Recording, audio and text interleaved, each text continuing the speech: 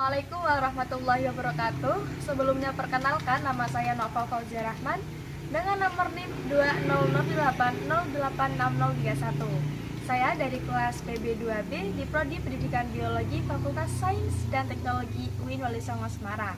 Nah, di sini saya akan menjelaskan mengenai sampling dan karakterisasi pada paku-pakuan atau pteridophyta. Tujuan dilaksanakannya kegiatan sampling pada pertemuan kali ini, yakni yang pertama, mahasiswa dapat mendefinisikan habitat atau nisea paku-pakuan atau pteridophyta. Kedua, mahasiswa dapat menerapkan teknik sampling yang benar pada paku-pakuan atau pteridophyta. Dan yang ketiga, mahasiswa dapat mendata karakter-karakter yang dimiliki oleh spesimen sampel paku-pakuan atau pteridophyta. Pengertian tumbuhan paku.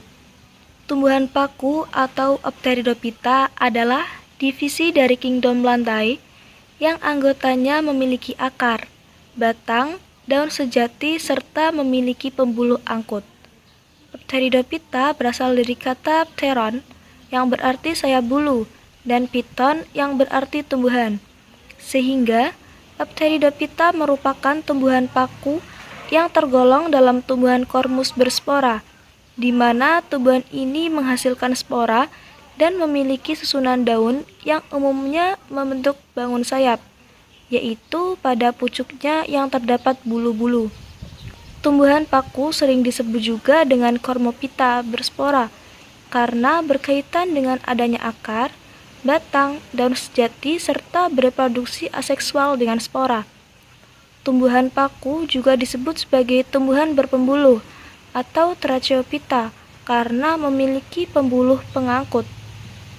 Pteridophyta atau paku-pakuan dengan seluruh keunikan dan perkembangan klasifikasinya sekarang dibedakan ke dalam 4 kelas. Yang pertama ada kelas Apsilophytinae atau paku purba. Yang kedua ada kelas Lycopodinae atau paku rambat atau biasa disebut sebagai paku kawat.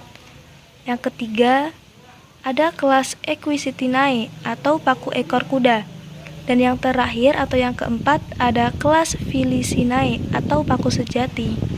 Spesies paku-pakuan yang dijelaskan dalam sampling yakni yang pertama ada suplir dengan nama ilmiah Adiantum cuneatum.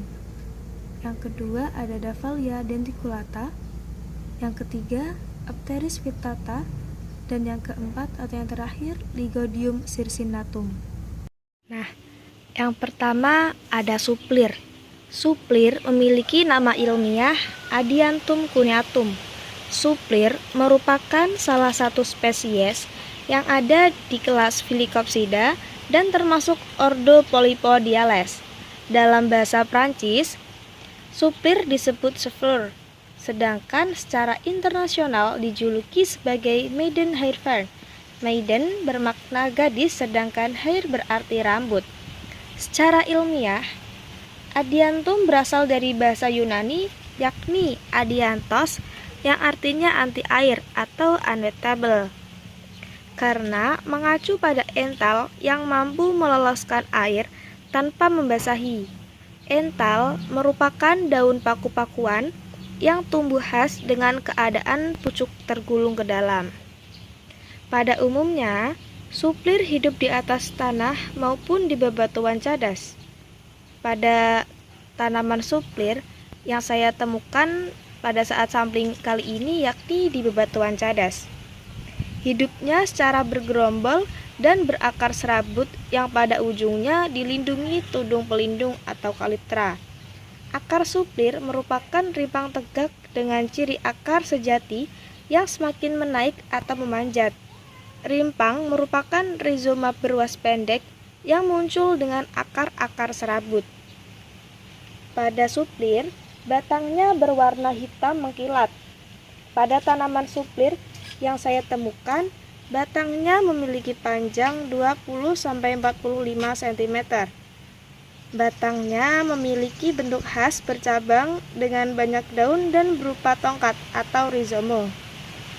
Pada suplir, Daun berbentuk tumpul dan tepi berjeriji.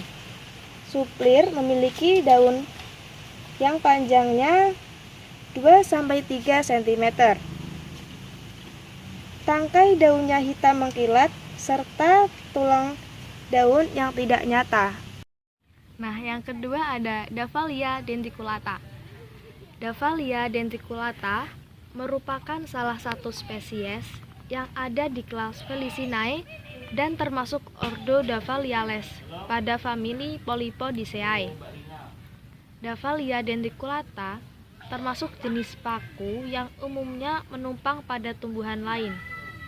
Meskipun demikian, tidak berarti tumbuhnya hanya menumpang saja. Tumbuhan paku jenis ini dapat pula tumbuh pada tanah-tanah cadas, karang, atau batu bebatuan. Pada tumbuhan yang digunakan dalam sampling ditemukan di bebatuan cadas. Tumbuhan paku jenis ini mempunyai tangkai berwarna coklat gelap yang mengkilap. Bila tumbuhan ini masih muda, rimpangnya ditutupi oleh sisik-sisik padat. Bentuk ental pada tumbuhan paku jenis ini berbentuk segitiga, menyirip ganda 3 atau 4.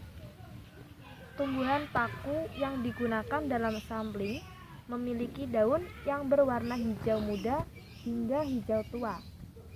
Helaian daunnya berbentuk segitiga dan tepi yang berjeriji serta memiliki daun yang kaku. Panjang tumbuhan paku yang digunakan dalam sampling sekitar 30 sampai 40 cm.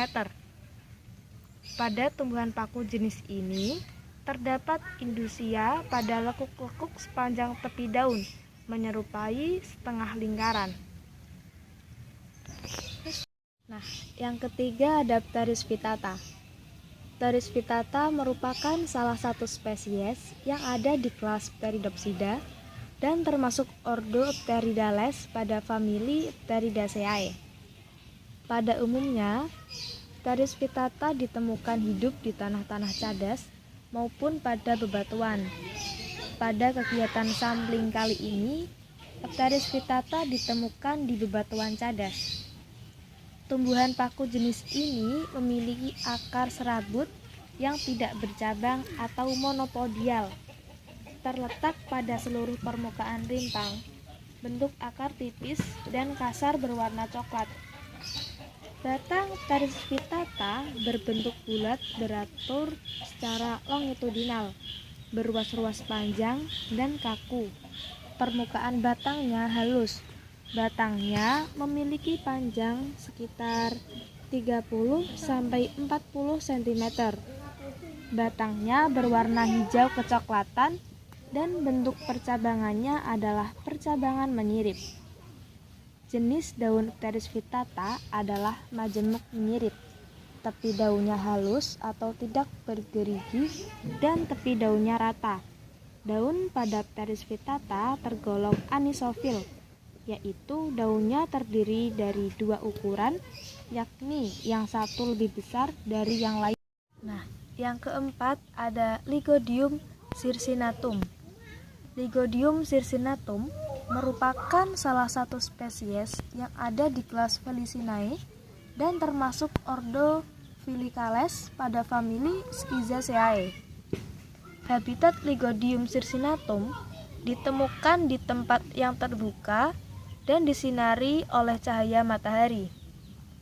Lygodium mempunyai akar yang merayap, berambut tetapi tidak bersisik. Daun-daunnya monostichous dan melilit. Rantingnya tidak panjang. Ranting primernya pendek. Ujungnya terhenti dan ditutupi oleh rambut. Dan setiap ujungnya terdapat sepasang ranting sekunder. Ranting sekunder mengandung daun dengan bentuk menyirip.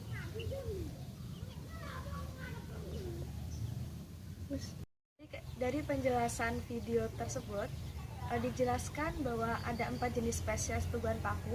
Yang pertama ada suplir atau Adianum cuneatum, yang kedua ada Dahlia denticulata, dan yang ketiga ada Pteris vittata, dan yang terakhir ada Lycodium circinatum. Nah, dari keempat jenis tumbuhan tersebut itu terdapat perbedaan. Perbedaannya yakni terdapat pada bentuk morfologi daun, warna daun, bentuk morfologi batang, warna batang, bentuk percabangan batang, bentuk percabangan daun, dan juga jenis akar. Nah, sekian penjelasan yang dapat saya sampaikan. Kurang lebihnya mohon maaf.